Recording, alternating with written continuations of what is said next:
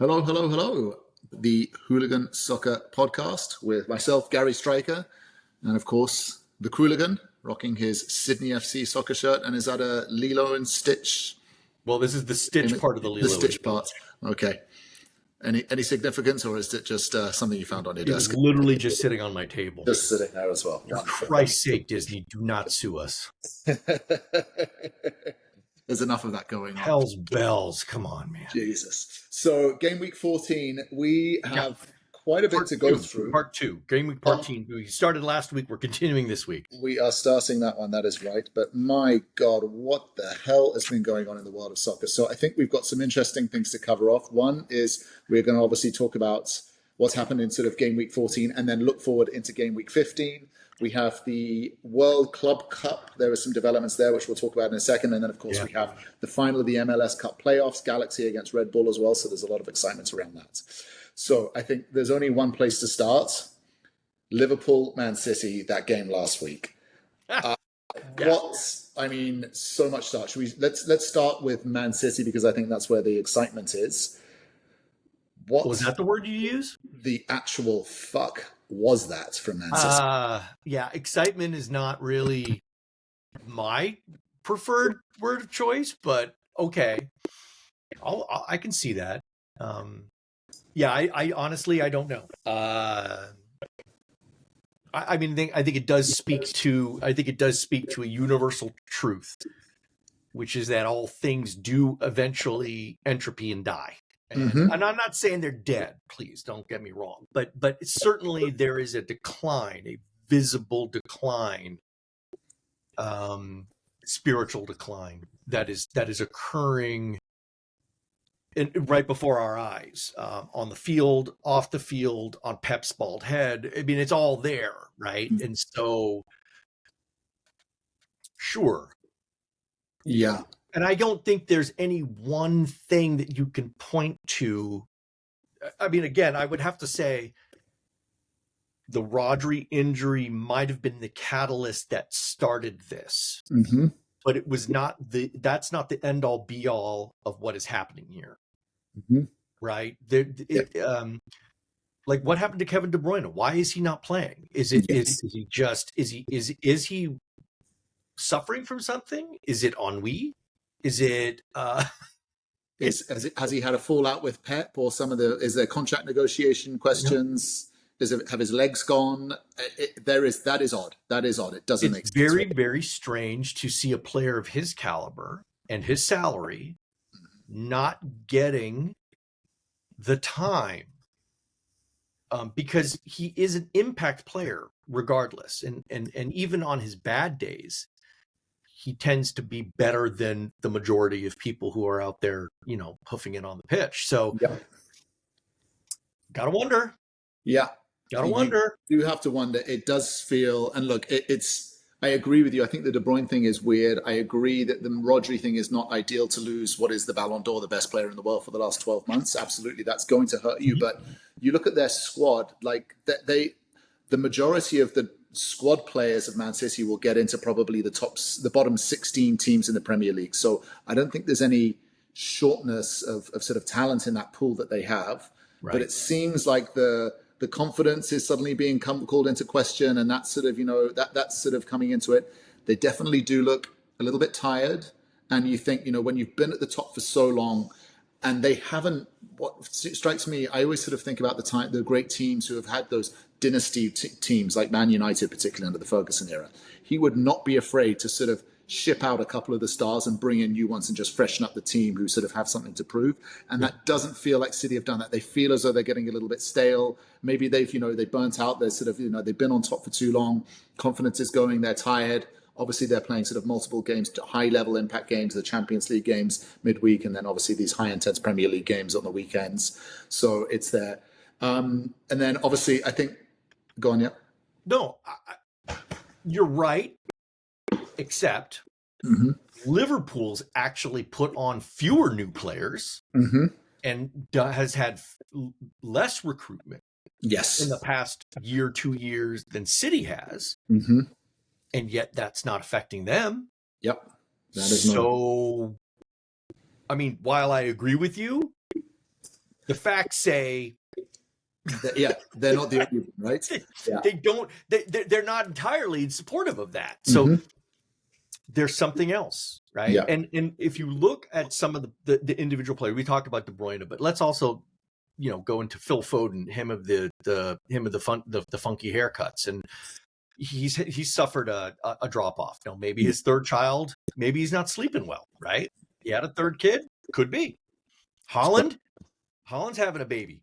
Yeah. Right. Holland's having a baby. Maybe this is it. Maybe it's the inevitable. Now the baby's not here. It's going to be apparently in March, but still, maybe there's something else going on. I don't know. Right. Yeah. And Alvarez hasn't quite stepped up. So the players that they normally rely on, people like Foden. Foden was an absolute monster, was a beast at the end of the year. And this year, it's gone missing. And I think he's MIA. Off. Yeah, he's dropped off. Showing up at the Champions League, not showing up on League Day. Yep. Okay. It is, and I think you've exactly when you said that it's a drop off in form, right? And that's it. You just can't be high the whole time, and then obviously that spirals into the confidence, and then all of a sudden they start going, and then seeing things like we've seen now, Pep, like the reaction is very, very bizarre as well. If you think about it from Pep, what I thought. Obviously, we saw the scratching himself and that. Well, the six fingers, which was absolutely. I first of all, what is the 6 for? Was it the number of games that they've lost in a row in the Premier League? Is that what it is, or is it the number of titles that they've won? Like that was what I was unsure of, right? Maybe it was both. Maybe it was both. That reaction. This is for the victories. That's for the losses. I don't know. I can't. Figure it out. He's telling you how many losses they've run in a row, and he's just reminding them, as the Liverpool fans were singing, "You're going to get sacked in the morning," which obviously was a good bit of humor. I think the personality. What a popular chant that's been in the last few games. It's been sung a lot. It's coming. It's been coming. And look, I don't think he's going to get sacked. He's just signed a new contract, and so he's going to be fine. However, how long does this drop in form continue for? Or how long can they arrest this?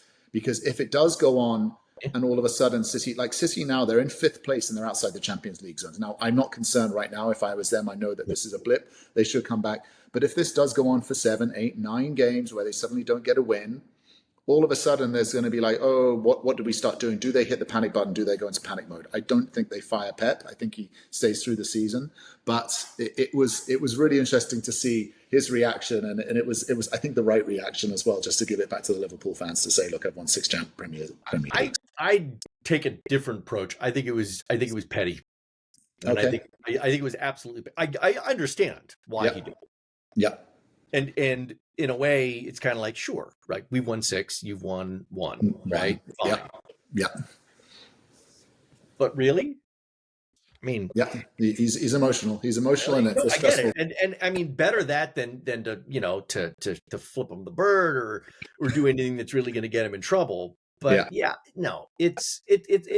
was a little classless in my opinion. You can afford to take the high road. You should take the high road, but sometimes when you've got 60,000 fans chanting at you as well, sometimes you've got to stand up for yourself as well. So I thought it was entertainment. The taste side of it, I don't disagree with, but I thought it was entertainment. Right. But so City, we'll see. I mean, City now they're playing Nottingham Forest today. The kickoff's in about 50 minutes that we'll be watching. And Forest, I mean, this is a big clash. This is 5th versus 6th. 1 point difference between them. Same goal difference. Is your Forest striker Chris Wood gonna sort of go and poke Pep in the eye again and cause some damage over there, which will be interesting. Yes, but I don't think the Forest is going to win. I actually think this is going to end up. I think this is going to be a draw. Yeah, I really genuinely feel that this is going to be a draw, and a 2-2 would be my predictive score if I have to say. But if I'm going to go on the record, I'm going to say it's 2-2. Yeah. I do think we're going to see a goal by Holland. I think we're going to see a goal by Wood, and then some other players are going to come forward and do some things. But what a great opportunity for Forest! What is it's? I mean, this is a game they've got to be going into this completely free and unburdened by any sense of obligation, any sense of concern. They just got to go in and have some goddamn fun. Yeah. Just Yeah. go play your ass off. And this is the tough time, right? I mean, I mentioned it in my league summary yesterday. We're in the crucible, baby. This is it. 5 game weeks in 4 calendar weeks. Yeah. That's a lot. Right? Yeah. It is in the cold, on the road, at home. It doesn't matter. This is it. Yeah. Between 14 and 18, the destinies are forged. They are locked in. Now, a lot will change in the second half, but so much momentum can be gained. So much momentum can be lost. Forrest, just do your thing, man. Play your game. Yeah. Yeah. And press the fuck out of them. And Gvardiol, that's where you want to attack. That's where you say is porous. He's got more holes than SpongeBob SquarePants. Wish I had a SpongeBob that I could bounce across the thing. We'll have to work in a Stitch I reference. need better props. Yeah. Damn it, Gary. Give me some props. Props. More props needed for the next time. We'll have to get some GIFs and emojis.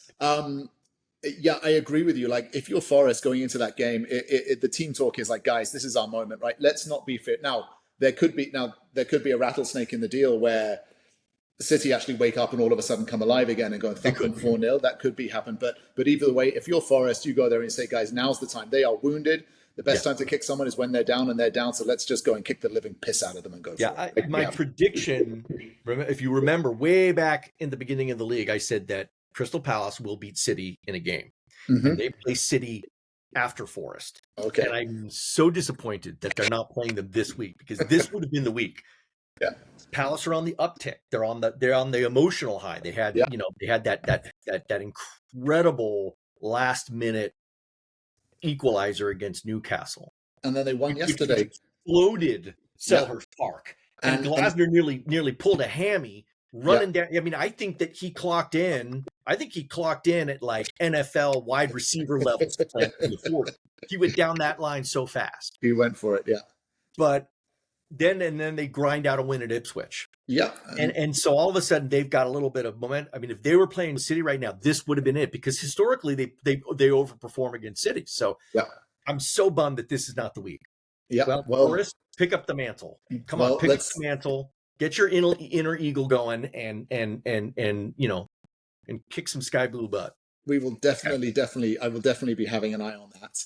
I think the other one, obviously, which is worth talking about, is Liverpool. I mean, I know we keep talking about them, but my God, they just keep going. It's kind of like, the analogy is, it's like they're running a marathon and they've set a really strong pace, and you're going to say, have they pushed it too hard, too fast, too early? Now, that's, again, as you say, to your crucible analogy, this is not the business end of the season, but this is a crucial time, this December fixture period, where they stack up, as you say, 5 games in 4 calendar weeks, plus a Champions League game as well. Right. And then there's cup games. And then it doesn't slow down the other side of the year until 2025 as well. So, and again, 9 points clear at the moment of Arsenal and Chelsea, 10 points clear, 11 points clear of Brighton and City. Do they, this is the kind of game where they just stumble a little bit. If they pick up 2 draws in these next 5 games and the other team's go and wins, all of a sudden that 11-point, 9-point lead gets cut down to 5 to 7. And then it sort of seems a little bit more catchable. However, if Liverpool keep up this pace and keep winning, they're free and clear. And all of a sudden they've got a lot of daylight between them, and they can. Yeah, I don't think the title is decided. Mm-hmm. But boy, you can go a long way towards that decision. Yeah. Right now, I agree. I think Liverpool. What amazes me about them is let's unpack Liverpool for just a quick sec. They have immense talent. We all know that. But when you look at that talent, it is a talent that has been born of many years of working together. They understand where everybody needs to be, where their systems are, how we play with one another. They have a high salary cap, but no player higher than 24th in the overall salary range. Interesting. Right? Interesting. They've spread their wealth around their talent. We do know that they have some contract things coming up, which may push that out. But I don't want to dwell on that right now, because firstly, the one thing that everybody talks about is, are the contracts going to distract them? They're not. Why are they not? Because because Van Dijk's playing like a 23-year-old, Mm-hmm. because Mo Salah is doing everything possible to make sure that people understand just how valuable he is. Yes. And Trent is also on the beneficiary. Everybody is on all cylinders. They are. Yeah. Now, you look at iconic clubs and you look at iconic managers, and Klopp, while he was no Sir Alex Ferguson, was about as close as you can get in this modern era, other than Pep at Man City. And when a figure as instrumental in building a club culture leaves like that, Mm-hmm. and there is zero loss of fidelity, and one can argue that they have even improved. Yep. Holy crap, man! Nobody in their right mind wants to go up against Liverpool right now. I agree. And also let's take into account, I think it's quite widely known, and also we've communicated it and sort of written about it a lot, is that Liverpool's first choice was Xabi Alonso as their manager, and he said no and turned them down. And I don't think Arne Slot was even their second choice. So they sort of, again, they kind of have taken like a third choice manager. And so the question is did Klopp leave the club in such great shape that someone like Arne Slot can come in and just then sort of go and put the finishing touches on it? Or is Arne Slot a real sort of unsung hero here and really showing how sort of great as a manager he is, and in terms of tactical ability and management and managing a massive... The latter. Yeah. It's the latter. Yeah. No, because it is really easy to go in and screw something up. It's so immensely easy. My entire life proves that point. But no, I think that one of the reasons why Arne Slot is succeeding is because he is a shrewd judge of character, and he really spends time connecting with the players and understanding. Mm-hmm. He also knows that the worst thing that he can do is to go in and make substantive change. He'll tweak a few things here. He'll encourage a player to maybe go and do this. He'll put two, defending midfielders to sort of sit and cover, to cover that space, right behind the midfield line. Mm-hmm. But he's not gonna make any other big shifts, and that works. That works for them. The one thing I've noticed about Liverpool is, look, they have their superstars, as we mentioned. They've got Van Dijk at the back. You've got, obviously, Salah. And then, obviously, as well, if you look at, they've got Luis Diaz, who doesn't look too bad. I'm still not convinced that Darwin Núñez is an amazing striker. He seems to get into good positions, but doesn't seem to be finishing all that well. But the one player who has really jumped out and really impressed me is Ryan Gravenberch, the Dutch midfielder. He has looked, again, he's one of those sort of Rodri-esque players. They're sitting in the holding mill, they control, they dictate the play, they pull the strings, the passes go in, they clean up and they pick up. And he is one of those players that do a lot of work and add a lot of value, but they don't get on the highlights reel so much in a way. Dutch? Yeah. Dutch? I'm just saying. Yeah. No, just saying. Yeah. Slot has he's got a handful of Dutch players in there. Yeah. All of them have thrived under his leadership, because whatever you can say, there's a certain understanding, whatever it is.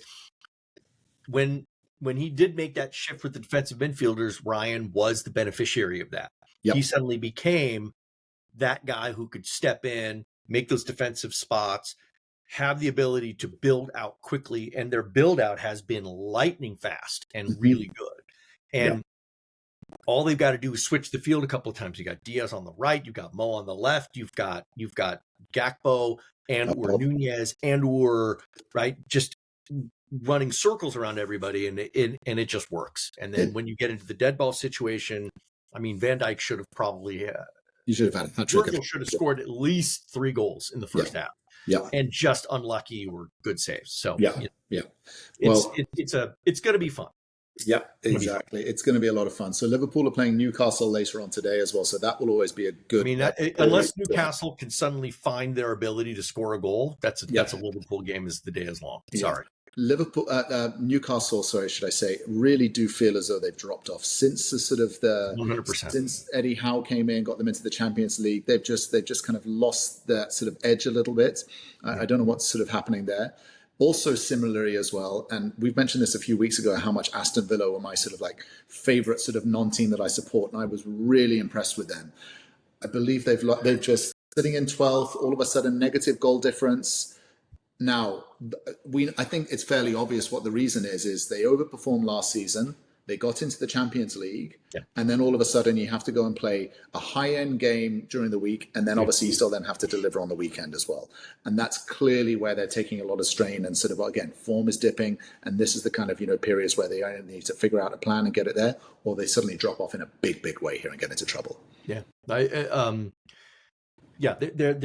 in free fall. There are a handful of teams in free fall right now, right? Yep. I mean, and ironically, many of them were in claret and blue, right? There's Villa, there's West Ham, the West next Ham. one that's Yep. completely, they've just lost all rhyme or reason.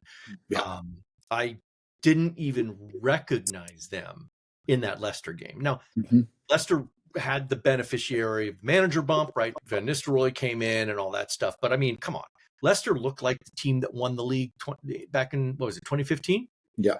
Vardy looked like he was 24 again. I mean, Yeah. that run, that finish, that was classic Leicester, man. Yeah. They didn't have possession. You're talking about West Ham here, or West Ham, because West Ham played Arsenal last game week. No, they did. No, they played Leicester yesterday. Oh, you're talking about yesterday. I'm sorry. Yes, I was looking at that. Yes, you're absolutely right as well. Dude, catch up. Come on. I'm so many games here. This is what it is as well. I was looking. You're exactly right. Principle. It applies to you as well. We've got to stay on form as well. Hey, form is dropping. Yes, you're absolutely right. They absolutely eviscerated them, didn't they? Yeah, they did. I mean, and it wasn't it. You could sit there and go, oh yeah, well, West Ham West Ham did have 65% possession or something absurd like that. Guess how Leicester won the league and won all those games? Yeah, they didn't do it by possessing. They did it by countering. And that's and they countered beautifully. Yep, they did. Absolutely. Exactly, and even West Ham with the consolation goal there, obviously full credit. That was a nothing burger. Leicester were already in the pub. They had already checked out and were in the pub already. I mean, come on. Indeed. So we've got, and then I think the other thing as well, I know we're speaking about West Ham, that Chelsea Villa, sorry, we're talking about Aston Villa, that Chelsea Villa game last week. I know obviously as a Chelsea fan, I don't want to become too biased in speaking about Chelsea, but if we can just create a little space. And I'm gonna go out on a limb. I am not a Chelsea fan, but I'm going to say Chelsea look great. They look really good.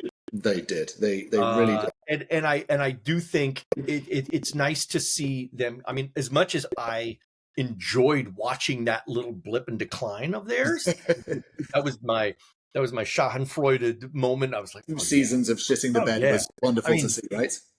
But no, they look like they're coalescing. It's not just about Cole Palmer anymore.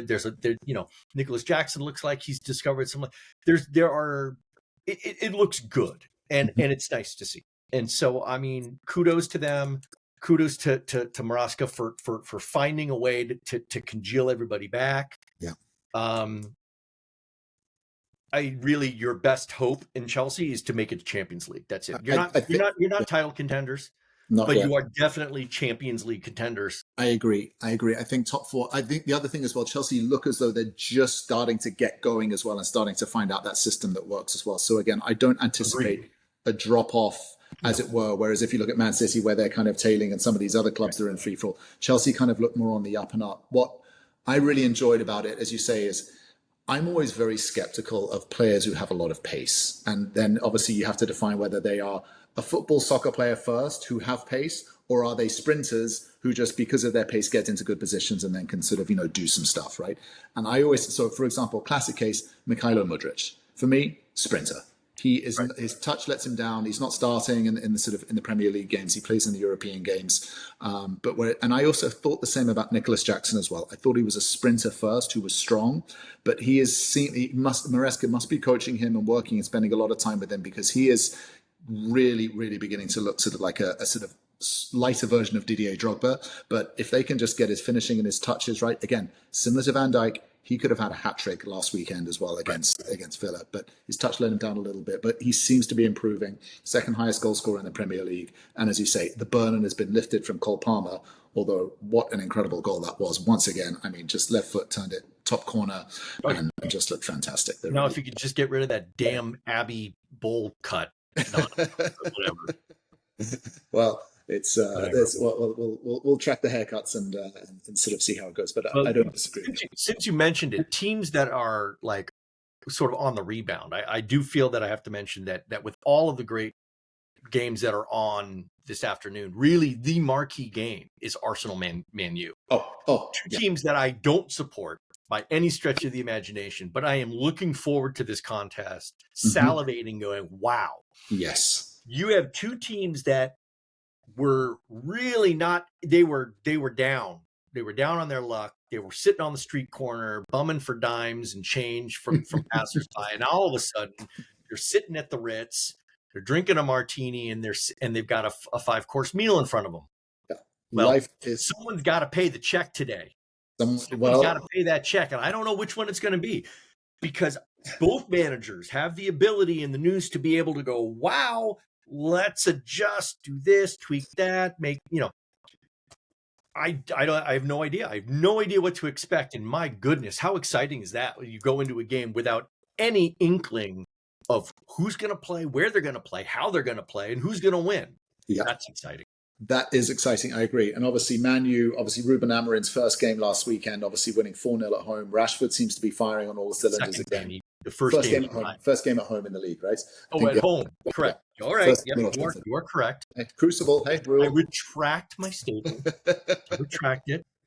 So what is interesting, and again, look, normally also what happens as well, when a new manager comes in, there's a bit of a bounce, isn't there, right? You uplift the club and there's a bounce. So Man U are having a bounce. Arsenal, again, I know they're in second place. Arsenal's defense does look a little bit shaky. They are leaking goals. They are. And so this is where this will either be like a 1-1 or this will be a thumping. This will be like a 2-3-0. And so Arsenal can score goals. So that's kind of what's been saving them a little bit. But their goal difference, their goal against is looking a little bit shaky. But I agree.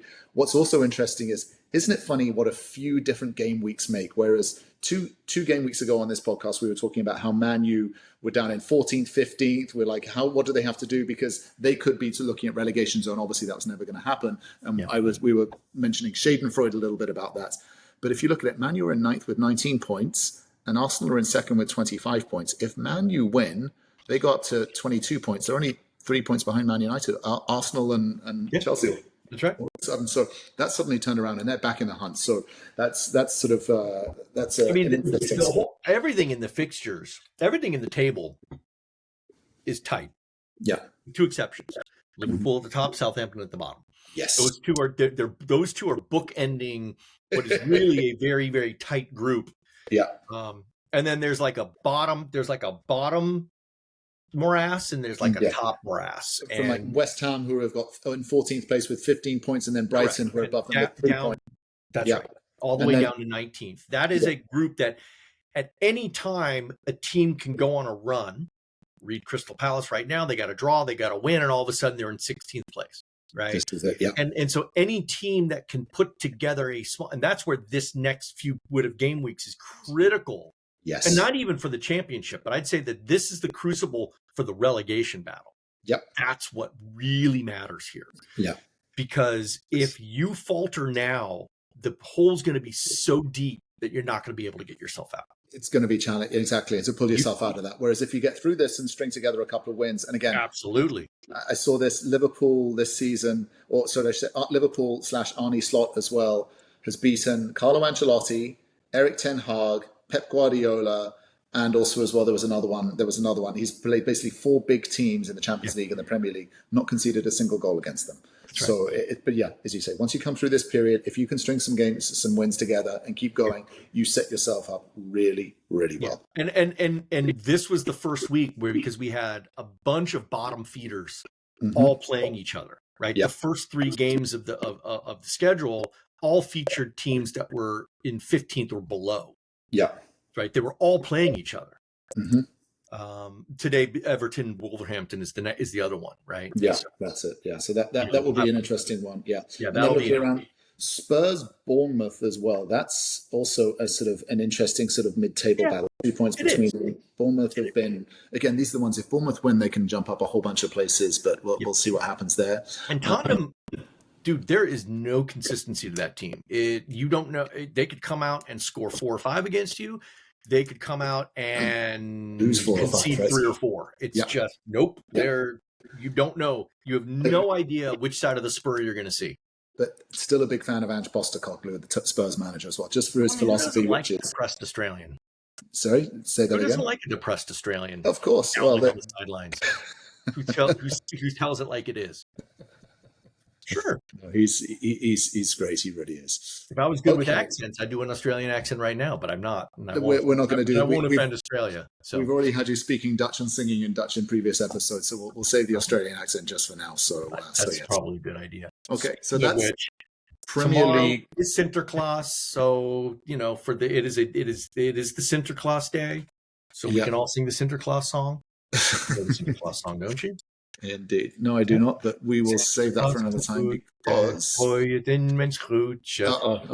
started off. Okay, well, Qooligan, I think let's draw a line under the Premier League there. We've got obviously some Champions League games coming up next week as well, which will be interesting. We won't go too much into that as well because I think we'll feature that next week. But speaking of other tournaments, Club World Cup. Now, I think I shared with this you before. The pots were announced. So essentially what they'll do is the draw. They have 4 pots. Obviously, pot 1 is the top seeded ones, pot 2, second seeded, and so forth. And then they'll take 1 club from each pot and create 4 group and a group of that sort of old Champions League style model. Yeah. The other interesting news is the TV rights. DAZN, DAZN, which are not so much so big in the US for soccer. Outside of the US, they're very big. They have a lot of rights for a lot of sports. They paid FIFA $1 billion for the rights to have global access and unique and exclusive distribution for the Club World Cup, which will be happening from June 15th to the July 14th, I believe are the exact dates. So, wow. Yeah, $1 billion in FIFA's pocket. So I know you've talked about this and written about this at large, about how FIFA like to fill the coffers and so fill the bank accounts as well. They have turned, and what is ironic is that the old format of the Club Cup is that the World Club Cup is actually happening in December. It's happening in a few weeks' time. And then they're going to obviously revamp it. So it's amazing just to see how they've reformatted this and suddenly turned it into $1 billion moneymaker just in the licensing deals. And that's before they've done any sponsorship as well. And there will be other add-ons as well. So they have really performed some alchemy again here. So what are your general thoughts and reaction to that? Yay, money. No, I mean, sure. But I do have to say $1 billion is that's a lot. That's a big deal. That's a big number. And I'm not too familiar. I mean, I know DAZN, but I've never used them or so I don't have any comments as to, whether they can, I'm sure they can handle it. We won't have a Mike Tyson fight scenario where everything suddenly starts failing. And that was Netflix, not DAZN as well. Let's cover. No, I know it was not DAZN. That's what I'm saying. It was not them. That was absolutely not them. That was Netflix. Yeah, just don't see this, Jesus. And then, but yeah, and I always knew that FIFA's going to pull money out of something, right? That is their primary business is that, not even really soccer, but it's sponsorship and squeezing money out of people. But yeah, good. I mean, that's great. It will be free and it'll be available to everyone. The draws and everything, I'm like, great. Yeah. They make big spectacles out of this, and So the draw will be happening tomorrow as well. So yeah, I mean, it will be interesting to see how it shakes out, and we'll see. Again, we'll know all the venues and the locations and what's going to happen. I know you're not as excited about it as I am, but I will definitely be going in for some tickets for sure. We'll see if we can get you to one of the games. Listen, if it works out, I'll I loves me a good game, but see what happens. Maybe I'll get lucky and I'll get to watch Ulsan play Pachuca or something like that. not Real Madrid against Miami or someone or one of those games, right? Which is where it gets. I think that's what I it is. guarantee you that in where I'm living, we're going to be getting Ulsan and Pachuca. Indeed. So, speaking of big games, moving on, we are drawing to a close of the MLS season, and we have the final of the MLS playoffs on Saturday, I believe it is.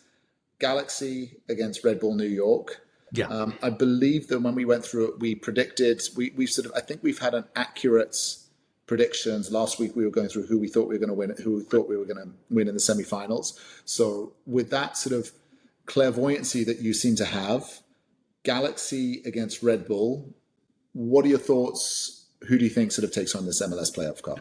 It's Galaxy. There's no way they're going to lose. Yeah. There's no way they're going to lose. They're on fire right now. They're on fire. They're absolutely on fire. Yeah, they've and Red Bulls is great, and I'm glad they made their run. But unfortunately, they're going to be frustrated in finals for a second time. Mm-hmm. I would love Red Bulls to win. Don't get me wrong. The emotional side of me wants Red Bulls to win because they've never won a title. Yep. So let's give it to them. Get somebody new up there. Right, get some genuine excitement and all that, and Lord knows Galaxy doesn't need the hardware anymore. They've already won it 5 times or 6 times or something like that. So but I do think that Galaxy are on an absolute tear. So no, I don't see that momentum losing out, and their momentum is just bigger than Red Bulls. Red Bulls has also had an incredible run. Don't get me wrong. And it really is going to be an exciting battle between 2 very good teams that have earned their spots. Yeah. But I think Galaxy's going to have the edge. Now, where is the final again? Is this a neutral location, or are they doing this in Galaxy is the highest ranked team, would have the home rights? They're playing at Dignity Health Sports Park, if that means anything, and that will be that's not LA then. That's not in LA. That is not in LA. That is it's a neutral location. Well, it's in Carson, California. No, so they are playing at home. They're playing. Well, it's not home. It's actually that's home. Carson, even though they're called the LA Galaxy, they play in Carson.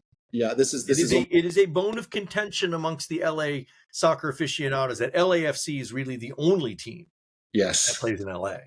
There's a couple. Miami actually don't play in Miami. They play in Fort Lauderdale. We're aware of this. There's a lot of that happens. Yeah. Chelsea technically are in Fulham in London as well, and there's a lot of this going around as well. So it's makes total. I mean, that actually tracks. It happens. So so they're playing. They just want the posher postcode. That's definitely nice. So they're playing at LA. I agree with you. I think it looks like they're not gonna lose at home. They're not gonna lose at home. That's it. They have home field advantage, and it's right there. So we're putting the LA down, and then we're going to be without soccer in the US now for the next 3 months until the season, because that comes to a close and then picks up again in March, right? That's about right. Yeah. Yeah.